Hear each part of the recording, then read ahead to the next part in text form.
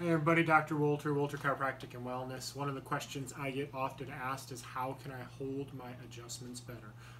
Great question, super important. The one thing I always think about is what caused you to get misaligned in the first place. So one of the most important things we focus on is breaking bad habits, whether it's using your cell phone, your posture at the desk, or how you sleep at night.